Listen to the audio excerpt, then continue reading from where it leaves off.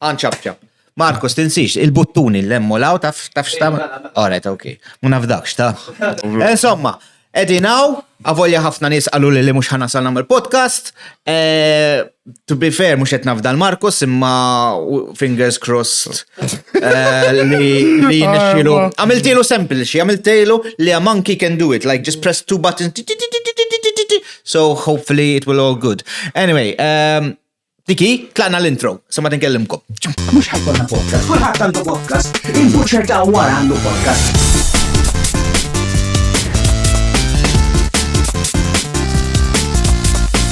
U mux podcast. Mela, nilqakom għal Malta Pop Podcast. Malta Pop Podcast. Hija kelma għadna nidraħħa di ħaġa ġdida li għanamlu fuq obviously dan huwa podcast fuq il-popular culture.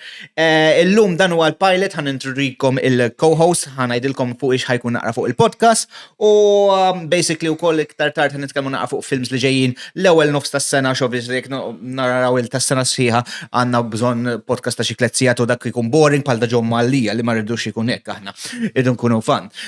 Obviously rrid nafżakom suppostament disclaimer fil-bidu, jekk ma miltix ħanajdi issa.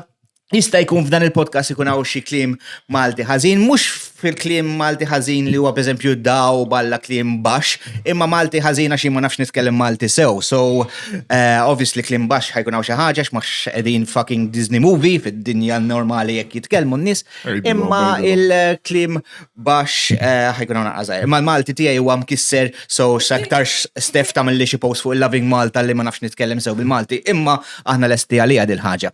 Anyway, Għabba ma nibdew, irrit ningrazzja l-sponsors Iva, għanna fucking sponsors li ningrazzjaħom mill-qalb, għanna il-Planet Consoles li sibuħom birkirkara, anka tawna dak l-inkwatru kbir ta' Peacemaker li taraw iktar tard, u anka xi toys u collectibles ta' warajna, u ningrazzjaw is-Solo Caffe tan-naxxar li tani il-kafe l-lum huwa flavor tal-coffee and chocolate li huwa vera tajjeb, so grazzi Solo Caffe u l-Planet Consoles tal-sponsorjaw għafdawni fija.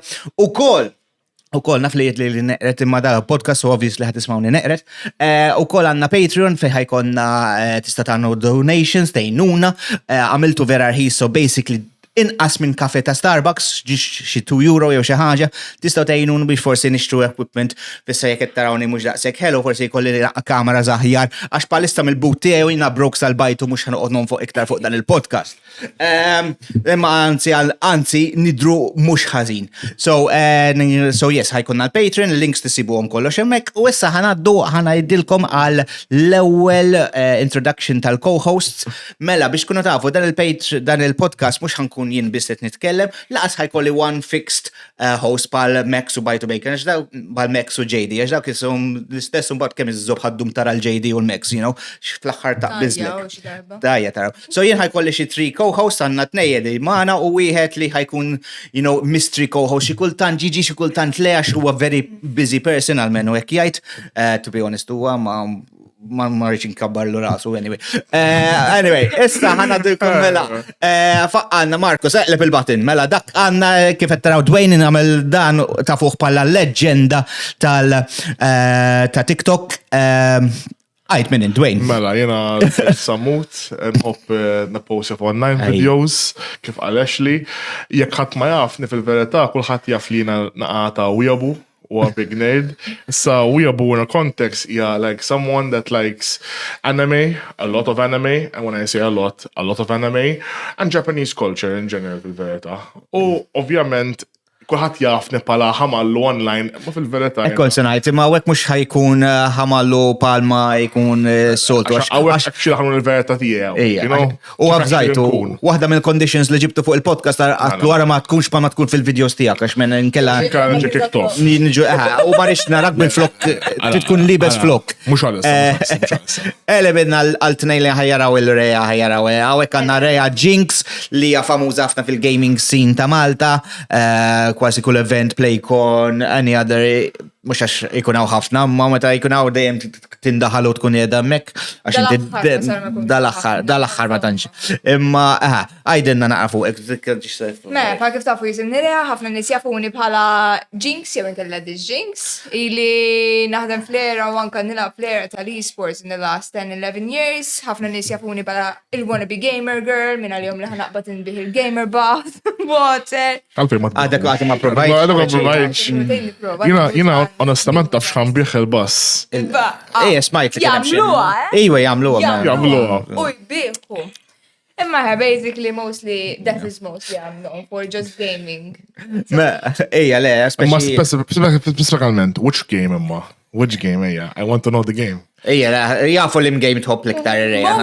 Mostly l-kbirt fuq League of Legends. Dek tilaba ma dik il-loba. Bajba, tana għalemmu la, ġus palissa għadna on break. Ħajtus. Jgħons dik il-loba tal-qamel, so ma tik xort li għalet tkun on break. Jek għandax League of Legends għawek. Kifini tal-qamel, imma insomma. Dik vera. Għaw ħafna nies għat nejdlek accounts taħħom. Jiswaw il-flus. Ola mawx. Jibil kem nilab għandi xieġi skins, għax kienem misfortune, għax jina misfortune li mara vera helwa, mux għax għanda, xaħġa jekk imma vera mara helwa, u ġbuni skins u riddom li kunu vera jidru zbieħ. Anyway, elbu fuq misfortune.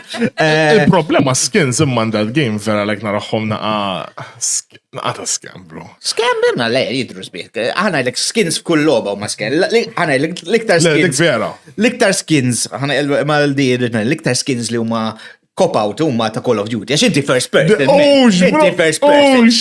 Tħallas għall-skin. Astarom, jaraw. Fl-execution. Meta joqtlu. Fl-execution. Għanara li l-nifta.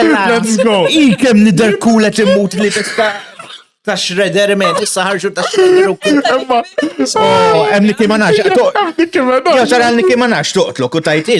Għasta naħdar, balla. Għaz ma baċi il-flus għazzob. Biex ta' ma Call of Duty narħa. To be honest, vera cop-out totalment. Ma nistax nifem għal xiex. Vera ta' anka Overwatch ma ġivda. Overwatch is Overwatch u speċi Overwatch first person. Any first person. Jina, I'm a big Overwatch player actually. Kont fi żmieni għax Overwatch. Nasib kulħadd kien jilgħab Overwatch. Overwatch kulħadd kien jilgħab fi Overwatch tu apparently għamlu aħjar issa apparently. Għamlu għana aħjar, bidlu għana għazajra, għabel xinħarġet kienet naqa grindi zzejiet, onestament, ma issa saret naqa aħjar. Mandek raġun, vera, kull first person u ma naqa. Jina first person, per jina, nkun onest, jien liktar nasib li fuq flus fuq skins huwa Fortnite. Imma Fortnite għalmenu third person, taru. So jek nara l-Optimus Prime eġi sparet, nara l-Optimus Prime. Speċi. Eżatti. First person shooter fuq Fortnite. Kienem għalu li TikTok u għek, u għattara. Ija, le, għallu ħajamlu first person format taħħa tkun interessanti. To be honest, narħawis. ħanajlek, non-build tajba, ma kiku tkun build first person. Dik vera. Tiġan nistordi ruħi nara daw tilla skyscraper. Bena torri, bro, bena torri. Jina tjemmek bil-gan, rixt il-gan, u da torri jimbera. Le, jien l-uniku mod li nabu Fortnite u għanum builds, għax I cannot play this. Jien milux kienem xie tournament ta' Fortnite ta' nisa, saqsini biex nidħol. Ma morċija? Għattilom building, għallu li jesot. Mela xej, la. Għat probabli musan sib xaħat min jibni jek. Min bada jigli ħassiba easy, imma jisni xorta like. To be fair, ġbitni dit tournament, mux biex nkun sexy sew. I appreciate it they did this tournament for females u għafetek. Li jgħatu ċans, għax inti jisek meta titħol para mara ġo tournament u tafla jkun emerġi l-oħrajn, għandek dik l-extra pressure fuqek li jek inti għatila bħazin, ħajju għodu jisom jaqbdu mijak jow. Dik vera. Dik is-sod. Exactly. Boys will be boys.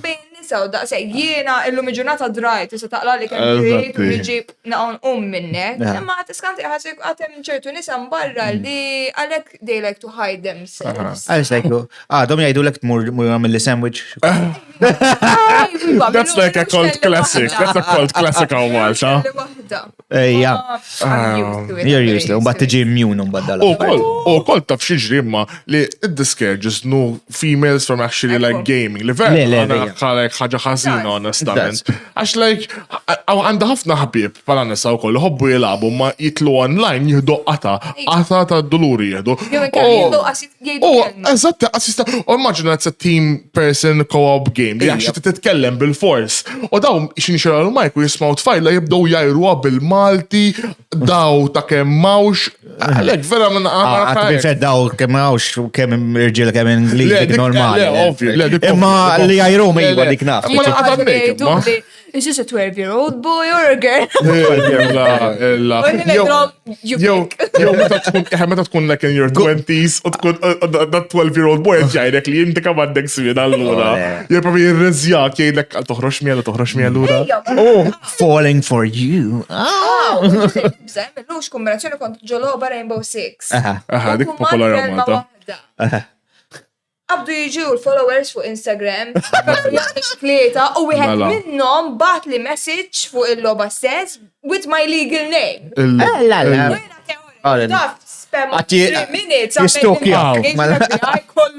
Aw Malta qed ngħidlek stalker level A1s kulħadd aw Malta jisna ċettaħna u ċettaw Malta. Jien rajt l-aħħar darba speċi kemm 4 days ago kienet ġabu fuq xi Love in Malta jew Malta Daily jew dak il-Love in Malta li ma nsemmihomx.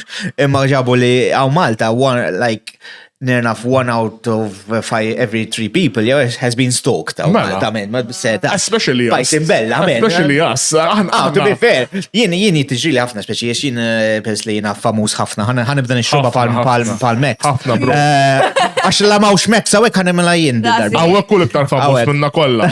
Ma jiena il-cult fan base tiegħi jien onestament not gonna lie, it's quite a cult fan. Ejja le tiegħek. Jien tiegħi b'saħħitha. Like niġi impressjona x'jagħmlu bro.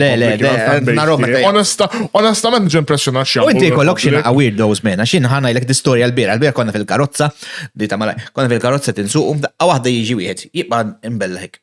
Jħares lejja, jena jgħalli, Ashley! Hey, all right, Rhea. Jibqa bekkik. Min tifla u l-ħabiba taħħa fuq warab. Jinsoqna. That must have been so Insuq, da jibqa jħares lejja, u jinnet insuq. U naraw jiġri warajna, men, da, like literally running after us. U di l-ħabiba ta' tifla għatli, da jiġri warajna, ta' men. Fas il-gas, morru men, like, dude. Madonna, le, chasing me down. As we can see pala big person, I'm quite hard to approach. U ħafna fans jittu, debs għajt inkelmek. Fil-fat, Mark stess, għallimsa jt inkelmek. Like, I'm a big dude. Like, in reality, I'm a big dude. So that's good, imma fil-verta, I'm like a cuddly bit. Literalment. Imma weird interactions kallina u kolna. Mux kan jidom għawek. Għax da għamindom u ma naqawi. U inti pers ta' minna video staff biex nkun onesti. I'm quite a weird. So fil-verta, li jġru fil-verta, I accept the fate, Għaxina weirdo fil-verta u koll. I'm quite a wholesome person. Le, infatti, kiku ma konċis li d-nek għawek. Inti approachajtni, inti għatli nistan għot. U kont najlek il-verta, I was like, ma Dwayne naf, għax meta niskellem miegħu, he's different, man. Meta tara, fatti għalek, if you're going to be Dwayne, yes. If you're going to be smooth. TikTok Dwayne, no. Dak għand name għal, dak sa smooth. Sa smooth. U fun fact, sa smooth a fan tajjeli, għax qabel kien just my legal name. Bafda, a fan commented sa smooth. I'm like, oh my God, that's amazing. Trademark. That's amazing. I just literally, bro, take. Trademark, yeah. U just għabattu għamilta. No one knows. Literalment, baqa bess, so fil-verta f'moħħok tgħid mhux ħadaqraħħa, imma kulħadd jgħid li ġieli fil-bit sa smooth, Dwayne. Għed nejdlek, man, it's crazy. Għalekket, l-podcast għamlu nerd s-sedlu, kun s-sodu jina, insomma. Mela, u issa ħanajdilkom naqra inna ma dikina naqa introduction u nitkellmu naqa banter, fuq kollox podcast jħobbu ju naqa banter, u issa ħanfelku naqra fuq ix-podcast. So, aħna mux ħankunu dajem jien Rhea u Dwayne u hekk, ħajkonna mystery guest issa, mystery co-host li ħansemmi issa dawat, imma u koll ħajkonna nafu li ħafna nis jitilaw il-podcast biex jaraw jaraw podcast biex jaraw xi celebrity u affertek. Jiena peress li I can hopefully beg and try and get bribe people to come. Forsi n-nexxieli. Imma wkoll aħna ma rridux nkunu bħala normal podcast, bħal eżempju bħal rockna u affarijiet. Sorry. Hey Leon. Hey, miskin Leon. Le. Il-Leon ħan nistid. Don't do that like that, bro. Hey, I want Leon here, man. I want to interview Leon issa. Issa nistidnu. Le, ma rrid inkun ngħid propja. Ma rridx insaqsi in-normal questions, b'eżempju jiġi xi ħadd u ngħidlu kif bdiet il-karriera tiegħek inti u the normal ma dawk li aħna pers li ħan nippruvaw nifocus jew naqfu pop culture se nġibu persuna u nuru in-nies il-geek side tagħhom, b'eżempju jitħobb movies, x'għandek logħba fil-mobile, kulħadd ikollu din logħba doġġi fil-mobile li ħadd ma jgħid in-nies. Xi fucking Candy Crush jew hekk lettera u lex kultant u battix għalilu jgħid level 3450. Malta vera, Malta vera t-studi Malta. U Alex, so rrid nkunu nafu il-geek side ta' daw certain people that come over, speċi ma tkunx taf li speċi forsi hemm xi ħadd actually fissat fuq TV show u inti fejn ħadd tkun taf inti taraħ bħala attur u effartek jew influencer u tajda qatt ma jgħax obviously to be fair kun geek, mhuwiex dejjem mhux kulħadd iħobb pali u juri affarijiet. Hemm minnhom daw iħobbu they have to keep a certain level, certain standard biex ikunu jdejqu. So għalhekk nuru the geek side of people u affarijiet. So ma wkoll ħajkonna episodji fejn ħankunu aħna t-tim dawek u ħan nitkellmu fuq ċertu suġġetti pam illum ħan nitkellmu fuq films li ħirġin f'nofs is-sena coming up to the midway point tas-sena. Ħajkonna episodju ieħor fejn nitkellmu fuq affarijiet li dejquna li kienu disappointing tal-lejna u wkoll palmattilkom nerġa' ngħidilkom jekk titlu fil-Patrion jew ħanka titlu fuq il-socials minna tiffollowjawna kullum kien fejn huwa Malta Pop, kullum kien Facebook, Instagram, TikTok. Discord issa nagħmel jiena Discord, ħana li kiena Discord ma nużax minn. Daqs lil Marcus, daħħal darba meta kont nagħmel streaming kelli Discord. Jekk kont nidħol darba fix-xahar fih, men, kulħadd jikkommentja. Jiena old man, jien Discord għadha ma daħlitlix fid-dem, men, I'm old man. Ma daħlitlekx Discord. Iva, Discord. Jiena gamer u Discord anke jenna bodu. Anke jenna bodu, guys, Discord. Ma ħajdak għalfejn bodu Discord. Għax it feels like a sassap. Like, hemm naqa Xi jibgħatu lek id-dick pics. Naf sassap. Hemm naqa servers u like vera like hardcore servers li jkun. M'hemmx għalfejn tgħidilna x'tidħol Dwayne. Le, kunu normal tkun nagħmlu mod ta' xi YouTuber u jkun hemm channel specific bażikament. Forsas. Eżatti. U like kompli. Bażikament, u xi tidħol ġo server tkun ġust xokjatek. U like just onestament bħala persuna ġust nuża Discord biex nilgħab man-nies ovvja. Ma l-effett combat like of Discord and I just. Ole, mela nagħmlu Discord server dak inħallu fidej Marcus biex jagħmel xi ħaġa mhux pereżempju jafas ġiex buttuni u għallet ċek li part of the team imma kull ma t-tjamel ma sistet jafasom tajja biex nara l-kamera u kol. Li jafas il-bottuni dak two buttons huma vera importanti. Da kif tal-bżiza, reġa. Malax, right, kien hemm il-bżiza. Xej, tela f'daqqa waħda minn. Rajt, Omir. Ux vera, ma konnex. Jinaħseb hemm xi wiex. Del-house hunt. Naħseb, vera. Għax l-ewwel kont biex ngħidilkom sew, l-ewwel konna nagħmlu testing. U f'daqqa waħda qed nitkellmu jien u Marcus biex bdejna naraw il-mukamra u għadna daqqa waħda telgħu la bżiża. U bdejna ngħidu, ta' bżiża minn fejn. Qed inħarsu u daw qalu lix bżiża. Le, ma rajthom mhux bejn telgħu. Ma rajthomx. Le, Rhea raqhom. Telgħu vera ħelwin. Telgħu ħelwin ma wiċċek. Qed tagħmel li qed tagħmel f'ter fuq wiċċi. Ija. Xi thumbs up, Pejsa. Rajta. U jekk taraw fil-editing u jekk ħan xorta jidru, basically għadna rridu nidraw palmatna dan il-pilot sa' kem nidraw fej l-ostja ġejjin daw il-bżiza u thumbs up, you know. Għanġa xforti ta' minn xaħ. Naf, forsi, ħara aħna xi nippruvaw. Le, Marko, Jien naf balun. Imma kienet jitkellem. Forsi rasek ħasbuh balun men. Wow, tajjarti, tajjarti. Waħda meta kien hemm inti. Ġib iżiqlek kont pulita x'kont plana minn kont sajr, għax tagħmel dilħos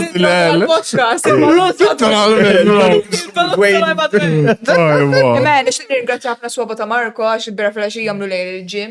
Ejja, biex jibtastjet. Mela, dawk l-swaba minn jafja. Kienet sejjerek. Il-girlfriend ħatkun vera happy. Ej. U intet li mux tkun sas fil-podcast, bro, ejja. ċaħġa, u ejja. Naqas. Naqax, kultant. San klipx, kontent nitkellem. Konna ħan nitkellmu fuq il-trail, u ċaħġa, konna Konna din nitkellmu fuq Discord. Ejwa, mela issa nagħmlu Discord nħallu fidej Marcos. Marcos ħawadna. Xej, Marcos ħawaddi minn. Dawk il-balloons, bro. Dawk il-balloons. I can't wait to watch this back. U naraħħom il-balloons. Jib vera ma rajtomx il-balloons. Ma nafx jettejdu. Le, tela, it's weird. Jay Nesna Nickelodeon Jr. I'm gonna stay in denial għalissa. Xiex, bħalissem documentary X'għandhom? jaqsam Mela fuq iwa. Dan Schneider. Fuq Dan Schneider, il-creator ta' Ejwa, li kem daw l-affarijiet. TikTok il-ħin kollu jena. Ozzjab. Documentary verġ taqna raħ ma mux jgħat fuq Netflix. Alissa. Alissa. Jew nkella. Kon smajt hija kien jipprova ħafna daw it-teenage shows uġ vera kien ġelu. Għandu kum ma Drake Bell. Drake Bell finally ħareġ pala victim, even though he technically isn't a victim as well. He is a victim, imma fl-istess kien għamelu koll affarijiet li mhux suppost jagħmel. Jien dal-stejjer kollu li jħorġu minn Hollywood sit vera ma naf dal-ħadd. Dik vera wkoll. Tant daw affarijiet għaddejjin. Eżempju kas bħal da tismaħħa mant kważi l-kas kollha. Le, dik vera. U multiple shows, mux one show. Like Drake and Josh, Victorious, kien iCarly minix, għandu kon anka iCarly, Janet McKedia, iCarly. U kien hemm miżjed ta' għax Dan Schneider vera kien għamel show. Kien jagħmel balla shows daw popolari. U kien jiffissa ħafna fuq is-saqajn. Mela issa Quentin Tarantino mena. Nickelodeon shows. Literalment, le, għanda raġun ver Nickelodeon passan aħit il-topic onestament. Le. Għana għajdu il-topic Nickelodeon. Tibjana, permatna, jina vera minn ma doffi dal-axħar ma tafta xejf f'Hollywood. Anka ta' WWE, kienem Vince McMahon, minn għalija suja u xi ħaġa x'kienet jagħmel xi affaritek. Marcos, inti taf wrestling, tifhem wrestling jew? Tafa ta' Vince McMahon li ma xejn. Għal xejn tikkalkola. Basta għalli. Ija nifhem Vince McMahon. Vince McMahon huwa wieħed mill-krejaħ il-wrestling, basta nifhem. Mela qodkem Marcus titkellem xejn. Mela da basically wkoll qabduh li sexual harassing u shit like this man fil-poter tiegħu wrestlers kien jara kif biex jidaħħalhom jagħmilhom l-interviews u hekk biex ikun. Ollox dodgy man, everything is dodgy man. Mela ta' Blizzard ma kienx xoħra dik ukoll dik taf kemm le ta' Overwatch li kienu actually bidlu n-name tal-cowboy. Iwa ta' McCree. Xamlu? Illa xamlu ta' McCree. John xaħġa. Le, mux John. John Wayne għamlu. Cassidy. Ma nafx fejġi John. Għax McCree kien xi wieħed hekk. They based the name on waħda mill-producer, mill-developers tagħhom u saru jafu li kien jagħmel dodgy shit. Oh man, għadnida Hollywood huwa crazy. No, anything. To be fair, any big business they ħassib. You can't judge everything ħabba dal-wana. Imma iktar ma tkun ikbar. Iktar ma tkun kbir il-ħaġa, iktar għandek ċans li jekk iddaħħal 20 nies, wieħed minnhom jista' jkun pervert, ma tkunx taf. So, u mbagħad jagħti bad name imma vera, Hollywood ikun ħafna affarijiet. Hollywood ħafna man. Dejjer u għaffertek.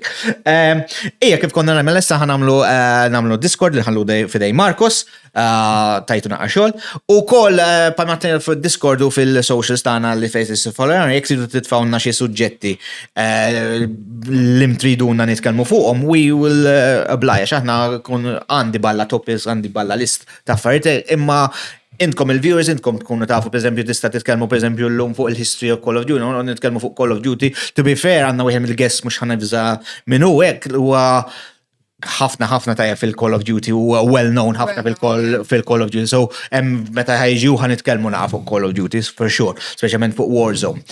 Kważi qed nikxef minn huma ħanqod kwit.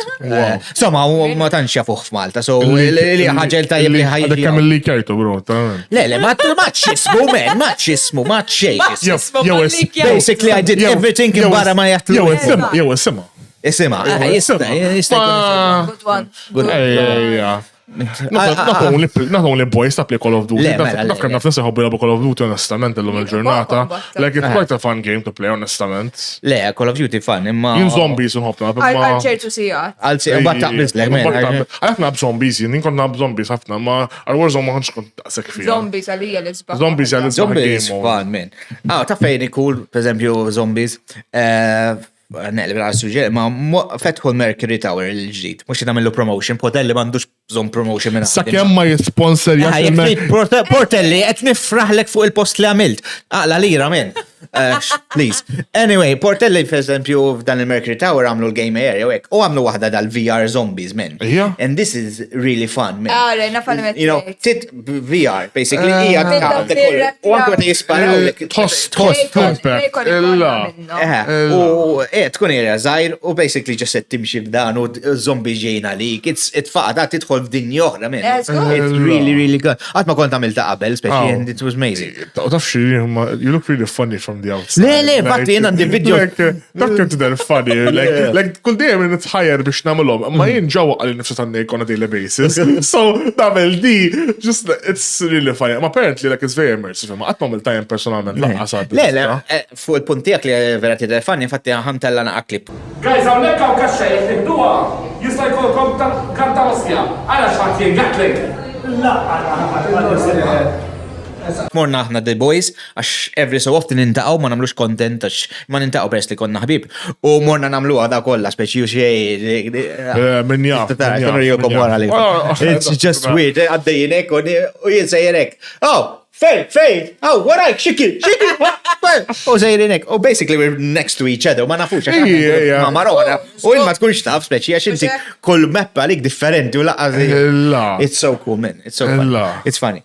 Anyway, issa ħanaddu naqra għal-movies li kienu ħirġin, issa jinn għal-main topic, imma again, this is the pilot, so, you know, u plus podcast sek, podcast people talk to each other, jabdu fuq soġġetti, u dik il-fun of it. U li l-kom tajkom naqra homework biex taraw naqra daw il-trailers u hekk nistanaj minn daw il-trailers għaxan dil-lista u hekk. Umbat iktar tard bil-ħar għandina waħda trivia challenge li ħanamela ġdijt ħanajt eqleb kamra fuqi. Marcos, thank you. Kret fuqi, jgħavedem. Le, fuqi kien ħana. Mela, basically, meta ħajġu l-guests u għek jinħat ħanamel xaġa differenti biex basically mux kif nitkellmu bis u għat ħanamel l-għamma challenge. So jinħan saqsijom topic li jishti u jitkellmu fuqu u jisolvu il-trivia fuqu u ħanamel per esempio ranking u naraw minn ikun l-aħjar guest fl-axħar tassi jew meta nkunna 30 guests jew xaħġek naraw minn kien l-aħjar ranking. Jek tiftakruħ minn kien jara Top Gear fl-antik qabel kienu jagħmlu waħda Top Gear. Kien idur ma' trek u minn ikun every guest li to get, they tuħom il-ċans li duru f'dal trek u jaraw best times minn kien ikun. U ħana ma xaġi jek imma bit-trivia. So this is ħaġa li kienet toġobni u iktar tan ħan intestjaw il-Rhea l-lum u next time intestjaw il-Dwayne. So għandi xi questions taħħom u bat naraw il-ranking taħħom għadik iktar tal. So stennewa ġeja. Il-bira du ġej. U stad nitkellmu naqa fuq trailers. Per eżempju, taf tista' teqleb fuq it-tnejn li aħna. Thank you, Marcus. Love you. Mela, kif konna, per eżempju, taf li jħorġu ħafna films dis-sena u Ukoll night ma daw li għattilkom in the last 2 days ħarġu ġiex trailers ma fek rajtu għom, xax jistajku ma rajtu għom, xax forse rajtu għi trailer ta' The Crow il-ġdid. Le, ma naf biħel film, ma rajtux. Mela, jena rajtu basically The Crow kien film ta' kon zaħidjien. Marcos et jifraħx, Marcos għal illa għamu sabiħ dal-film, jena tunti bis-serje ta' taf li da remake ta' one of the most classic films. It looks nothing like the remake. Nothing. They destroyed it. Which is what most remakes do right now. Għax per eżempju, fatti, imma li tik eżempju li ta' Marcos, per eżempju, Marcos għal illa li amazing. Jien kontet nara xinna per eżempju jinna film geek, kultant meta joħorġ trailer u nara reactions ta' nies fuq fuq YouTube.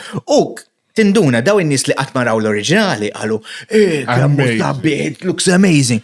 Daw in-nies li raw l-oriġinali, what is this piece of shit, man? So, to be honest, jista' jkun hit, għax kont kemm hemm nostalgia għal the original. Avolja saying that, fuq YouTube għandu 70% unlike minn flok likes. So tant qed jħejtjaw fuq il-trailer tiegħu. So Imma wkoll ftakar li video you have to make it like it's content.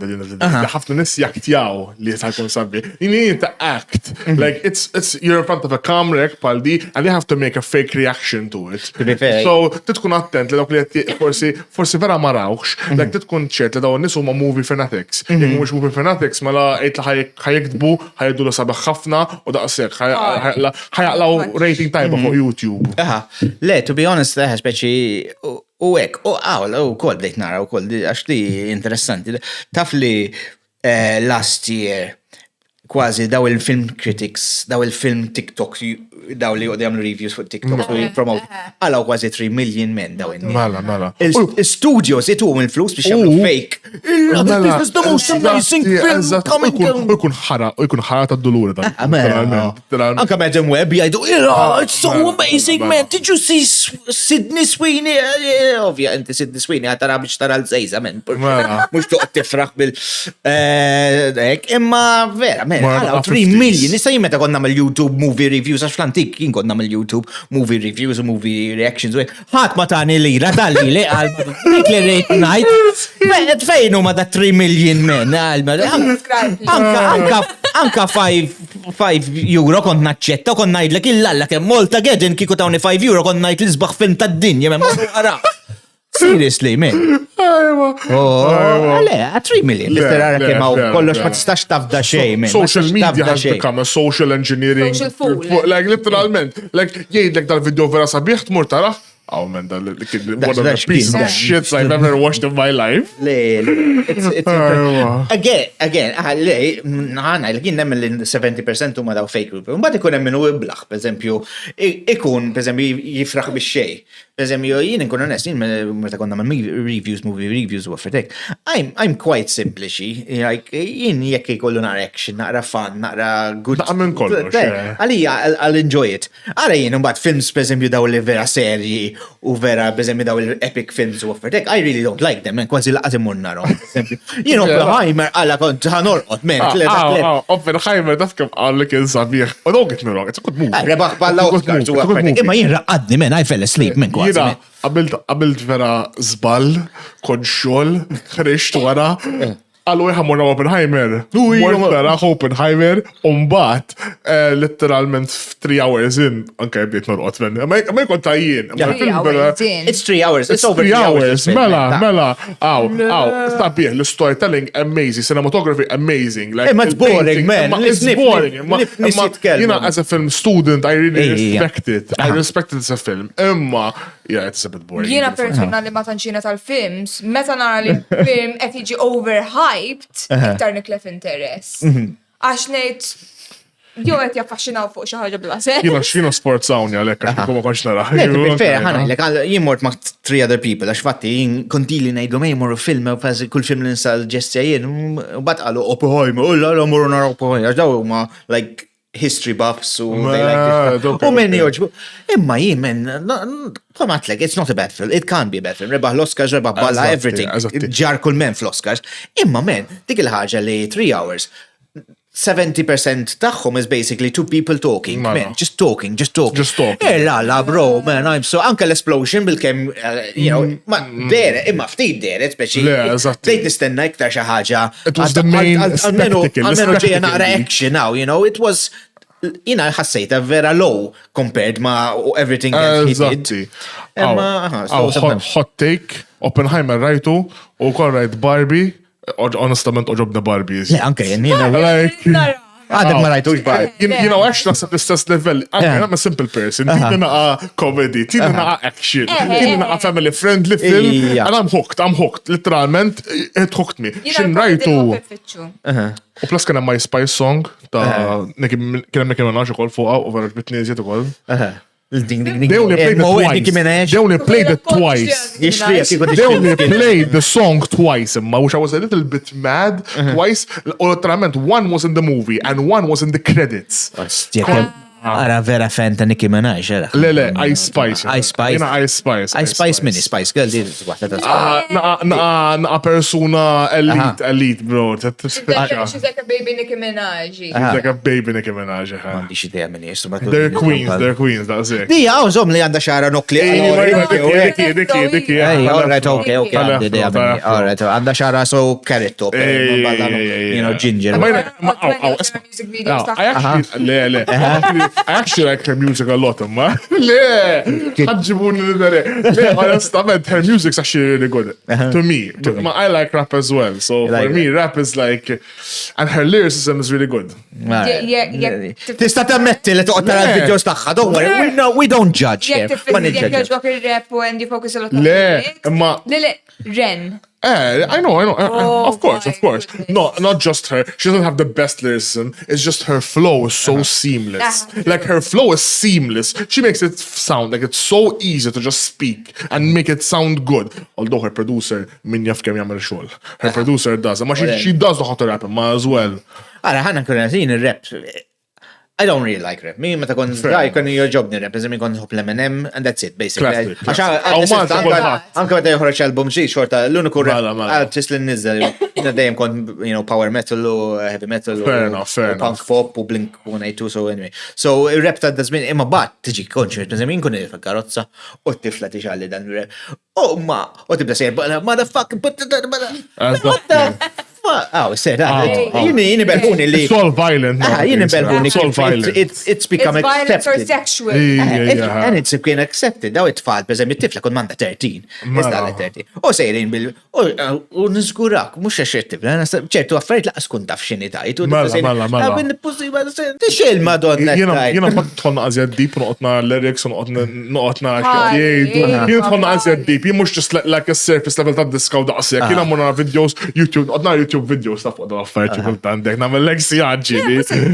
Legituralment. Specialment meta sirna f'da Ren sirna bieħon TikTok. U it's rap imma diski actually vera għandhom meaning. Mux bħal kif għattejt inti ħafna. Li just fucker in the food. Le, they actually have meaning like with depression, mental problems. It's beautiful. I appreciate songs li actually they have a meaning u actually għandhom lyrics. Per eżempju, mux per eżempju, kamen zmini, speċi, aħna għedna ħafna. To be honest, I like them as they're fun, imma vera mandomx meaning. Per eżempju, Ice Baby, jew xi ħaġa, you know? But they're called classics. They're classics. They're classics. Inħobb daw li kollom lyrics u hekk, so, għalek Eminem joġobni, u Eminem li joġobni, kun onest, li he goes so fast, man, and waħda minnom men li jagħmel per eżempju dak 10 minutes, 2 minutes non-stop għaddej, il-ħmadu fi, like. God, video Rap God. Rap God. Rap God, imma mbagħad hemm xi ħadd ukoll Hemm gorilla, jibda sej, as fast il-madu fi tibqa' mbella, like I've never seen anyone. Le, huwa the king. Anyway, ħana għaddu għal-film, sa xissa LJ naqlibna. Niskużaw l-għuna. Le, ma bdejna. Josh nżammu Ice Spice.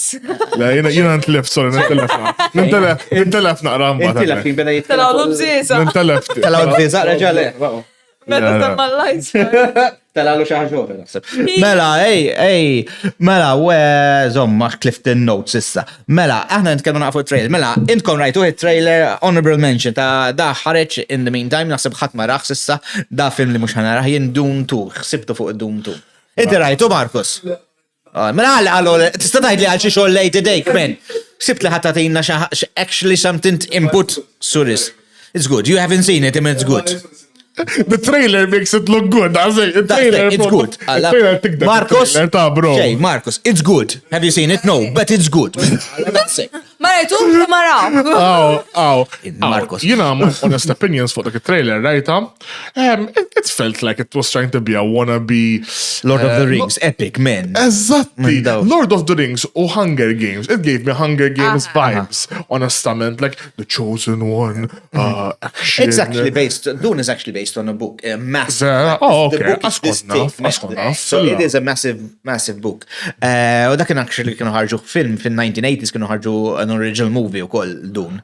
So it's a remake of that movie. It's part 2.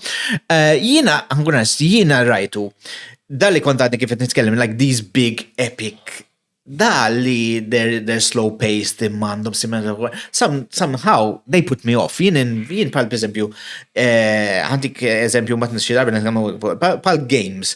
Jien jekk ikun minn daw il-long based open world games, I don't play them, għax taqbiż li l-alla, jien irrit affarijiet condensed, let's go, fast pace, you go from one scene to the other, mux dan. Issa, I might be mistaken, jista jkun nara dal-dunu najdlek il-alla, it's amazing, imma as a trailer, anka għatnajlek, il-one ilu li ħareġ xi 4 years. Għatrajtu. Għaketni, għax konti għet li għamil homework fuq Dune 2. Għasrajt Dune 1.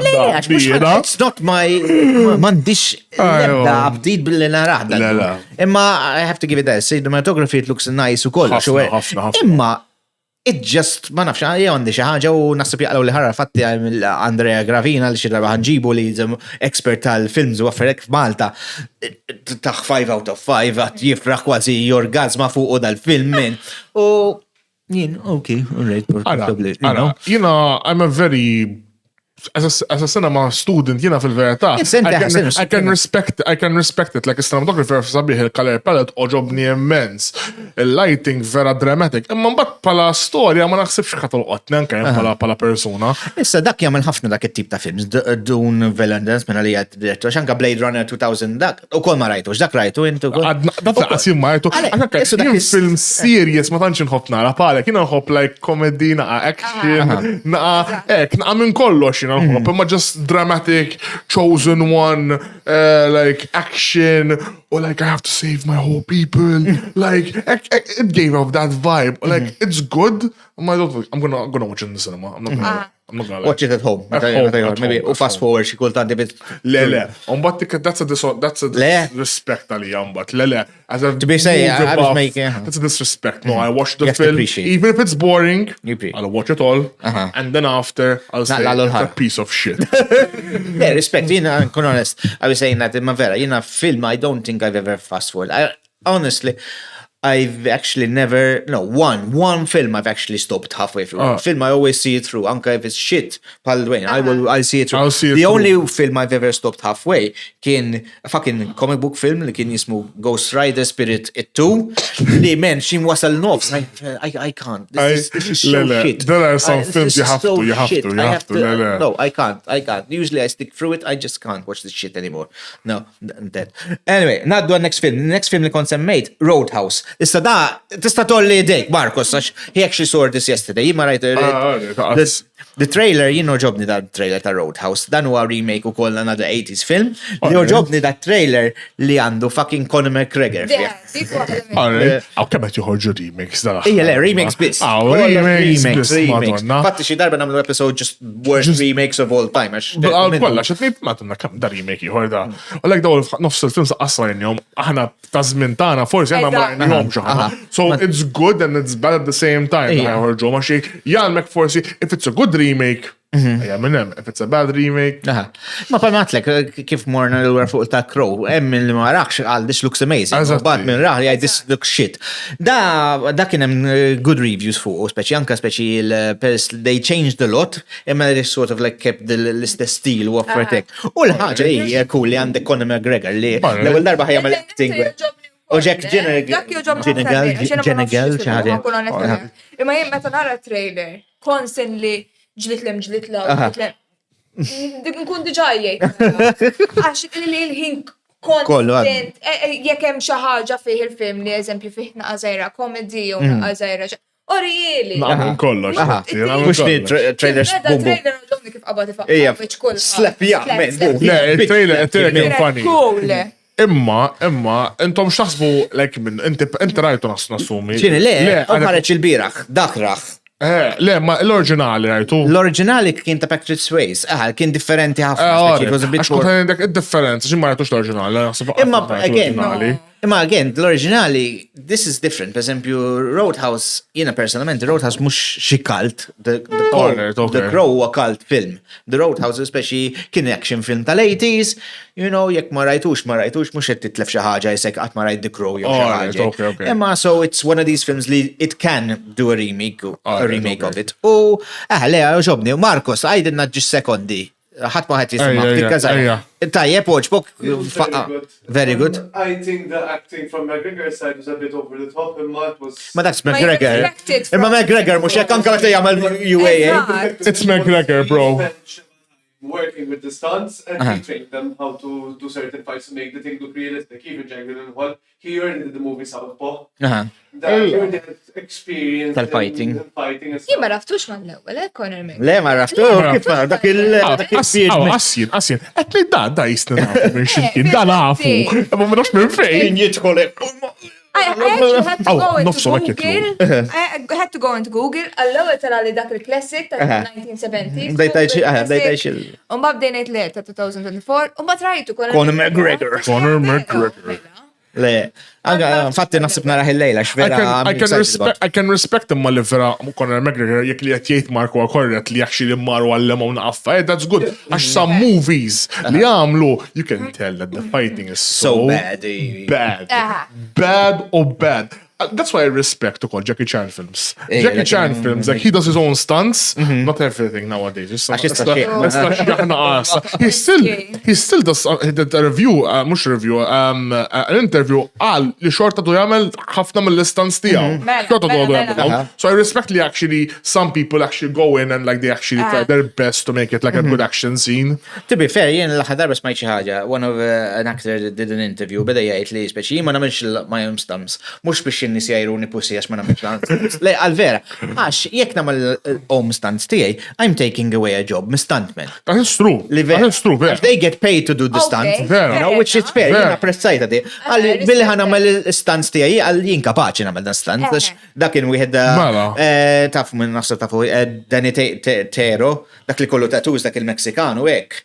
Iva, dak li Ma xċetti. kien fi Spy Kids. Ija. I love them in Spy Kids. Dak taf, dak jabjati, he was like the fighter. He's really good. That's a really good thing. So he knows how to do his own stunts. I respect Ma għalli mux that. ħanamel għax I'm taking away jobs mis stuntmen. Vera. So that's their job, they get paid to do it.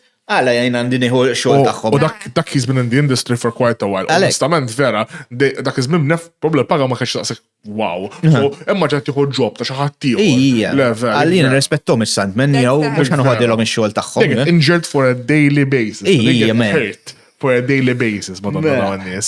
Issa, next movie li ħan nitkellmu fuq li film li actually rajtu l-bieraħ, imma l-ewwel ħan nisma' thoughts tagħkom fuq it-trailer u mbagħad ngħidilkom fuq ix kif kien li kien Ghostbuster Frozen Empire. Derlek mit-trailer inti. Jew Mela, tibda fi. Jiena li jgħisni nara Ghostbusters trailer until just goes differenti. Għakon onesta miegħek. Jien xi waħda li rajtu kol. M'għandekx dak in-nostalġja għal Ghostbusters. Forsi kon naqra xi ktib l-emmulaw ta' Ghostbusters, imma għalija meta nara trailer ta' Ghostbusters, jisni nara l-istess ħaġa, just different actors and different ghosts. Yeah. Iġifieri għalija, mux għannejt ma narax, nara, imma naħseb il-film li semmejna qabel, although li trailer ma tantx ħajjarni, iktar għandi interess. Roadhouse, Roadhouse. Inti x'taħseb Mela, fit-trailer? jien ħanejt xi ħaġa li naħseb aħjar ma jgħidix fuq il-podcast. Ajda, fakki, aħna open, ajda.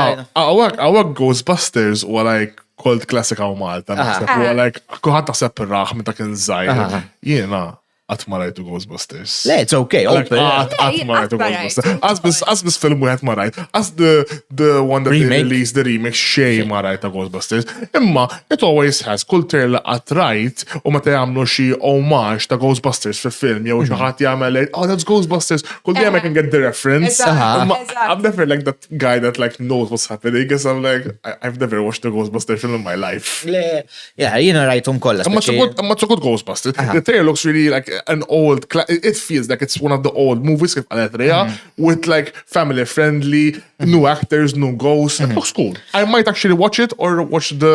Għajja tara l-ewel wieħed, għax it ties in a lot to the L-ewwel the l-original- remake. Le, l-original. remake. Ara, ħanajlek. Inti preferi l-OG jew il-remake? Le, l-OG huma cool, għandhom dak is-sense of different. Avolja saying that, l-aħħar wieħed li kien Ghostbusters Aftermath minn għalli jekk jismu. I actually enjoyed it. U jagħmlu ħafna daw il-legacy sequels, hekk jgħidu, legacy sequels li jkunu sequels ta' xi films li jkunu Mela. ilhom li Jkunu ilhom ħarġu. Mhux ħafna, remakes, tutti. ikunu sequels ta' kienu għamlu minnhom ikunu diżastru, per eżempju Independence Day 2 is a disaster, rubbish, qatar miħ. Fatti jien qatt ma rajtu għax Independence Day wieħed mill-iktar films Yours. għal-qalbi u xin tawħ taqsek maqdruħ li anka kellu xi 3% Rotten Tomatoes away. I'm not watching this, I don't want to ruin my memories of the Rotten things. Tomatoes huma naqablu. Le, dawk huma X'kultant huma like Tomato si ma nifhimx, Le. spjegaw ili naqab. Mela, Rotten Smajt bija. Mela, Rotten Tomatoes ikollhom 2 ratings. One ratings tal-critics u 2 ratings tal-normal people. Okay. Issa, dawk imma n-nis jimxu ħafna fuq il-Rotten rating tal-critics. Okay. And dak qabel ma joħorġ il-film, insomma jkunu jagħtuh previews Mela. u jagħtu rating ta' but 1-2 days qabel ma joħorġ il-film, joħroġ lok il-announcement tal-Rotten ratings.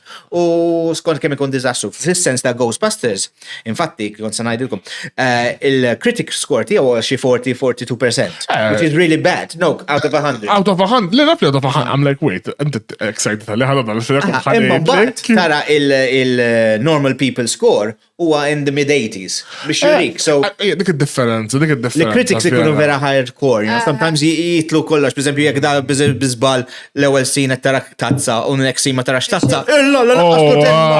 Għax nesaw, you know, so there be a lot like this.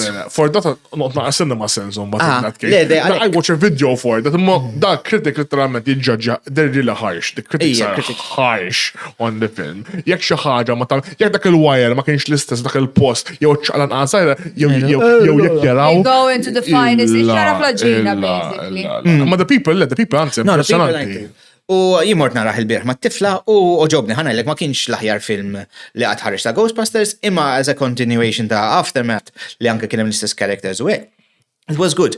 Kellu naqra f'nofs kienem naqra choppy bits, per esempio, I felt it kien naqra long iżejr, per esempio, kien naqqaslu xi 10 minutes, kien ikun iktar tajt, ċaf ċertu ti, hemm dak il-filler gaps li mandek bżonnu hekk.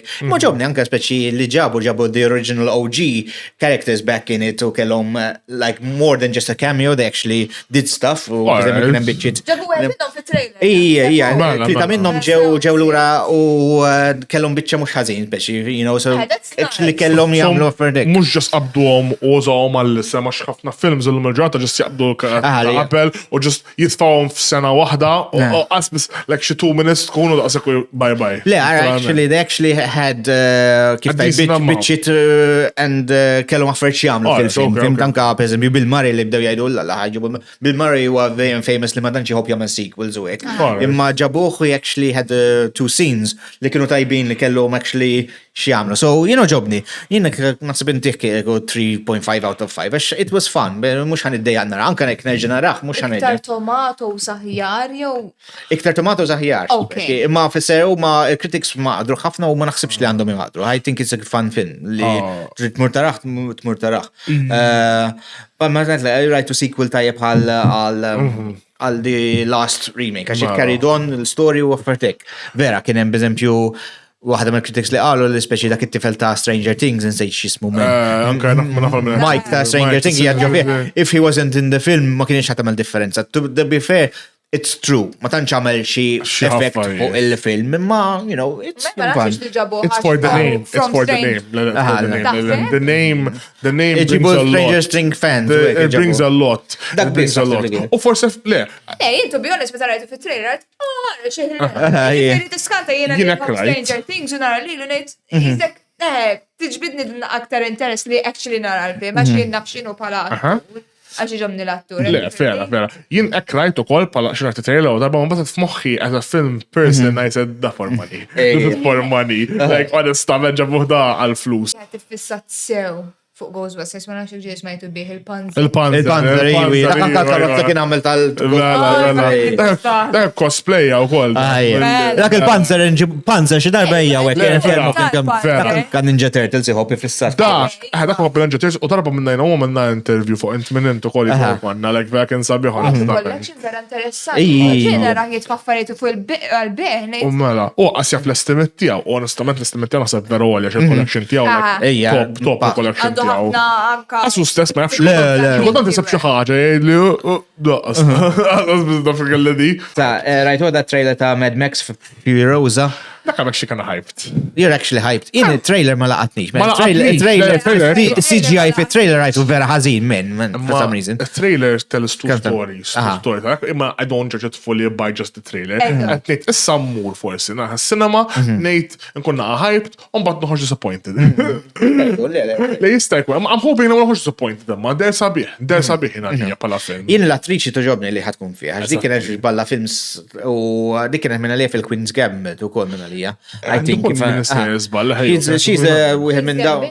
Di waħda mill-attriċi li she's up and coming. So, I like the actress wara palek l-istess ħaġa. Again, imma jien għandi problema, jien meta għandi ħafna problemi. Imma waħda mill-problemi ma nibdewx għax għandna podcast ta' erbastijat. Bis-psychologist u kollox. Le, imma jiena prequels, I don't like prequels, man. Mena, għax jiena prequels, issek tkun taf li if this guy, you know that she's not going to die. You know Mad Max is not going to die. You know the character is not going to die. Għalija titlef naqra dak l-element li xħajġri fihom. Għal xej. Mux Mela, le, xej. You play games, man. Like, you don't even have to be like... Għandu xaqsam prequels, għax prequels huma vera għax for games, it's still a word we use for games. And that's mostly used for movies. Mela, prequel ikun film. Minix persuna. Mela joħroġ. Skunu taħfu. Mela joħroġ l-original film. Yeah. Umbat, taf li kunem sequels. Prequel ikun film li ħareġ qabel. Qablu. Story li qabel. So da, basically, Yeah. dil-character ta' Furiosa li ħajkun dal-film ta' Mad Max. Nafu fil-film Mad Max, she's still alive, she doesn't have any... So you know li fil-film mandekx dak it-tension li ħatmut jew xi ħaġa. Għax ġaħareġ. Da joħroġ wara, prequel joħroġ wara. You know? Ma kif taf li prequel? Għax prequel, a prequel to da. U plus jek tara naq YouTube videos kħat jibda jgħid prequel, hype. Jibda jinġennu n-nis. Jien anka ta' Star Wars, il-prequels ta' Star Wars, man, jina, I'm a big Star Wars fan. Ma prequels kont tiġa taf li dak ħajsir fucking Darth Vader, jew dak mux ħajmut, jew dak. So, bla ma trid, meta jipruva jagħmlu s-sin li għandek tension u taħseb li dak mux ħajmut. Eżatti. Imma, the Star Wars prequels, onestament, joġbuni u sieħbi vera jobbodni għal dil-ħaġa, għax nejdlo, onestament, il-prequels xikultant joġbuni iżjed. Imma, for one character. Jar Binks. Barkos, ta' U da sieħ biex nħaj smaħħad il-bicċa ħajjed bro, nabodok. I love Jar Jar Binks. I'm in a watch session bro. Jar Jar Binks nibda nifraħ jena naraħ fuq il-kamera. Jien nixtieq ngħid Dark Secret ħafna fuq. Għatma rajt Star Wars. Don't worry. Fimnik tiġa, don't worry. Don't worry. Għawak ħajkuna ħafna secret nerds ħajkunu like followers. The child. Right, u għal-men. Il-child biss, uġbok biss. Assalatu. Xej, basta. Isma, I'm too busy. Mela, il-ħajja.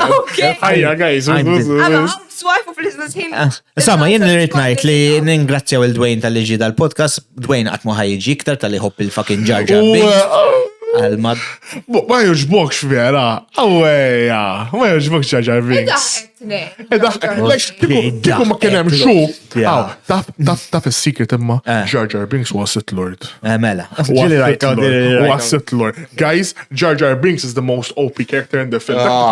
Dak just ma jorix il-force tijaw. Xej, ta' barix nisma iktar fucking Jar Jar Binks. I want an episode on this. I want an episode bro on Jar Jar Binks. Episode just fuq Jar Jar Binks ħatkelbu bis. Yeah, Star Wars. It'll be Star Wars. Star Wars, not fucking Jar Jar Binks. Guys, seriously, idolo Grazzi Dwayne, thank you guys. Jar Jar Binks. Nice fucking Jar Jar. First episode ġabar, guys. Jana elbow fuq film li naħseb mill-ismajt meta nitkellmu ħafna qabel iskom kulħadd eċitat għalih ukoll, Inside Out 2. Yes. Senti kellek ħafna. Da mill-films kollu da l-solik tal-ratek. Mux għax huwa jider childish u cartoonish u hekk. Wieħed minn raġunijiet għax laqatni l-iktar minħabba li it can raise a lot of awareness għal younger teenagers u anka children. Li jistaw li they're having an idea ma xiex ħajint għaw l-qudiem when puberty starts hitting them. Pal dawn new emotions, anxiety, embarrassment. Jien personalment meta kiena kont żgħira, I never knew. ċinu ma daw l-affarijiet? Tfal tal-lum sar jafu kollox. Madonna, li fi jitkellmu fuq anxiety u nejku ma jitkellmux. Għax mental health ta' Malta kienet naqa' batuta. Ejja le. Tammettuha, mental health batuta. Infatti il-computer qabel mija għax tak tamżab u kol Issa daw fil-playback sana jimma s-sana xie, għax kien ħares l-amwara ħosna xie. To be fair, il-one kien bekkini jien nkun onest għax jien ħassejt iktar xien il-one huwa fuq daughter u mal-ġenituri pes li għandi tifla u kol. Tolqotni iktar. So anka da li ħamurna raħ jista' jkun vera u kol għax-xorta. Kombinazzjoni qed issir teenager, dik id-tifla tiegħek iktar teenager. So it's full circle. You're going to emotions. Imma nemmen li għandu jkun issa nispera li ma jfottuħx. Imma I think mill-trailers right, it looks like it's going to be good. Għax Pixar the last couple of years, they've made some shitty films. I know. Feel like, you know, all their films were amazing. Top quality kellhom. They lost a bit of their thing. Imma naħseb da għandu jkun tajjeb għalih. Ma le, I feel like it's going to be a good film as well. It has a good topic point, just don't fuck it up. Waħda mill-aħħar films li ħalejtu għall-aħħar li għali għal-iktar film hyped tas-sena. Mux tas li ġej dan next few months li actually hyped għal-sena sħiħa li huwa Deadpool and Wolverine, men. Da, l-ewwel net, men, Deadpool għalija u mal-ġiex films l-aħjar li huma comic book movies ta' all time. I said it Iva u ma l-iktar ġiex films comic book vera sbieħ li jiena dejjem kont fan ta' Deadpool anka qabel ma ħareġ il-film, so kont super hype tal-jom u Ryan Reynolds, he was born biex ikun Deadpool. Kieku kien hemm another actor playing Deadpool ma kienx ikun tajjeb daqs kif inhu Ryan. U anka l-istorja ta' whole Deadpool kif saret fil-film li he fought, iġġielet biex jagħmlu dal-film. Da, he risked legal action releasing the test footage biex in-nies jaraw kemm l-alla u mbagħad they green lighted. Għax laqas kienu ħajjagħmluh dal-film. Mela, when that footage came out years ago, kemm kelli 2016 kont hyped. Was a film student bħal beda da mhux ħajsir. Kont like, oh man, nispera jsir għax actually would have gone to Hollywood and I swear I wanted that film to be made. Jien niftakar every single film critic xin Ryan Reynolds li he later admitted li he actually released it, speċi Jekk. You know, kulħadd they have to make this film, dak kemm faqal, you know, għax kulħadd beda jgħidu this one. Il-loba labta. Loba sabiħa, loba sabiħa. Naqa repetitive. Imma still għandu humor tiegħu. Imma humor.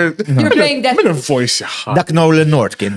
Il-voice, I'm like, this is a really good voice. Nolan North, kien hemm xi Marvel cartoons fil-90s u 2000s, u kien ikun il-voice tiegħu, so żamma mistess. U dan il-film jidda tal-ossi l-ewenet, anka trailer faqala. Plus Wolverine. Wolverine li laqas jidher fit-trailer. I know. 1 second, għax kulħadd hype ta' biex ikun jaraw Wolverine. U fil-comics u għafrek Wolverine u Deadpool dejjem għandhom rivalry. Body cup dejjem jagħtu u ma That's marketing, bro. That's pure marketing, doc. They kept him for the next trailer. Manka speċi, the whole thing li ħaj basically tefaħ fideħ fucking Deadpool ta' Marvel dal-ħar going downhill u effort. Ħafna. Tiny kill keys, Deadpool go save the Marvel universe. Honestament, I feel it's going to be one of the most impactful movie for this Marvel Cinematic Universe. Yekk. Do you think they're going to actually incorporate it in the Marvel Cinematic Universe? He said even in the trailer. He said, I know. You know, a lot of people say a lot of things. No. And since Deadpool is a forth-breaking war character is a character that like I'm doing now. I'm directing you to the camera. I'm talking to you guys right now directly. That is what Deadpool do. And what does Deadpool do for? Literally, kanka speċi fit-trailer. No. Kien hemm dik il-biċċa like meta juri il-Disney. Xini dik il-ħagġa, Madonna xejdu. Anke, ma nafx xettejt, ma This isn't new for me, but it is for Disney. Ġobni. This is one of the movie I'm most hyped for, or I swear if they ruin it. No, infatti, if they ruin it. It's going to be about the Marvel, għaxanka fit-trailer, you know, your Marvel Cinematic Universe is about to get like, I am Marvel Jesus. Literalment. Dawk, honestament, jien naħseb li il-Kevin Feige induna li they've been doing a bit shit lately. ħafna. Għalu, they're gonna take Deadpool, biseda jenek nemmen li he's going to go in there, ħajbiddel ħafna affarijiet, ħajprova jaqqat kollox, and just li kunu shit, we remove them somehow, jew joqtolhom jew xi ħaġa li ħajdur ħafna things like. Fatti kien hemm comics fl-antik, kien hemm comics, Deadpool kills the Marvel Universe. So li he used to go different dimensions, joqtol il-Marvel characters. So ma naħsibx li ħajkunu daqshekk hardcore. Imma ħajużaw biex ibiddel ħafna. Le jiena ħajb tal-jieħ anka bis fil-little trailer anka tara il-logo ta' 20th Century Fox wara. Biex jurik li Disney bought it and like it's gonna be amazing. I am so happy. Rajtu, ħaxin għandi ma rajtu xejn. Le, two is amazing. Ma kien sabi daqs il-one. Il-one maybe it's me. Għax jina l-one nżommu vera high regard. Jien naħseb most of the movies il-one ġimod dem ikun aħjar mit-two. Kien hemm ħafna karat interessanti. Cable kien cool. Le, ara, Deadpool ħajkun one of the biggest films tas sena, anka jurik bis il-trailer kisser kull record li kien hemm fit-trailers in 2 days. Like in just 1 week, kisser any record of li raw trailers and needs. I'm glad.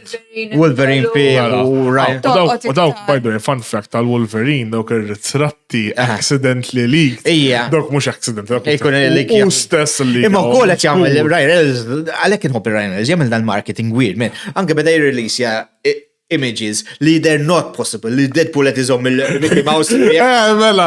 Do not share these images. Literally classified. Kollha qed ixxerjaħħom. Imma qed tixxerja fake photos ukoll biex jibildja ħajpa li Le, għadu release date għadja. Le, mela f'Ġun. Okay. Sibtu għakun beginning, dak għamna ħassina.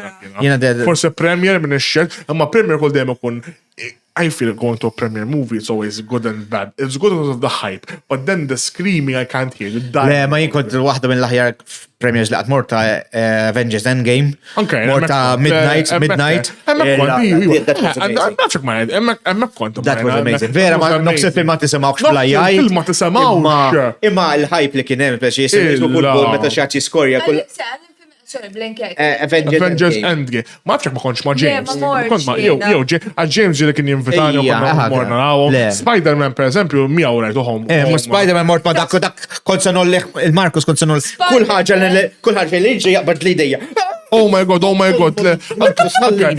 Meta kellek nis, u tmur tara l-film, so ma jkunu xafu xie toppet iġi, u jibda iġi jidlek, bro. Sek, ħallini nalli ma film, bro. Ħallini. Spider-Man vera gustajtu ħafna meta daħlu Spider-Man.